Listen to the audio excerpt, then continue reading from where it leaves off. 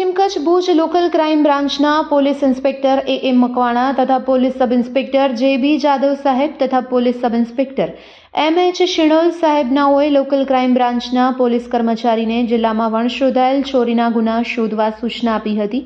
તે મુજબ local crime બ્રાન્ચના એએસઆઈ દેવજીભાઈ મહેશ્વરી તથા police head constable Lilabhai Desai, Mulrajbhai Gadhvi, Rajeshbhai Gadhvi Mandvi marine police સ્ટેશનના નોંધાયેલ ગુના મુજબ આરોપીને શોધવા માંડવી તાલુકા વિસ્તારમાં પેટ્રોલિંગમાં હતા। તે દરમિયાન મૂળરાજભાઈ ગઢવી તથા લીલાભાઈ દેસાઈનાઓને સંયુક્ત રીતે બાતમી હકીકત મળી કે આ ગુનાની ચોરી હુસૈન આમદ સુમરા રહેવાસી ગુંદિયાળી તાલુકો માંડવીવાળો આ ચોરી કરેલ છે। જેથી હકીકત આધારે હુસૈન મામદ સુમરા રહેવાસી ગુંદિયાળીવાળાની પૂછપરછ કરતા તે જણાવેલ કે આ ચોરી અમે નૂર મામદ કલામ નોડે રહેવાસી લુડિયા તાલુકો ભુજવાડાને કરેલ હોય। જેથી આ ગુના કામે મજકૂર ઇસમ હુસૈન આમદ સુમરા તથા નૂર મામદ કલામ નોડે ભુજવાડાઓએ આ ગુનો કરેલાની કબૂલાત આપતા હોય। જેથી આ ગુના કામે બંને આરોપીને હસ્તગત કરી આગળની કાર્યવાહી માટે માંડવી મરીન પોલીસ સ્ટેશન ખાતે સોંપવામાં આવેલ છે। કબજે કરવામાં આવેલ મુદ્દામાલમાં મહિન્દ્રા કંપનીનું સફેદ ડાલુ રજિસ્ટ્રેશન નંબર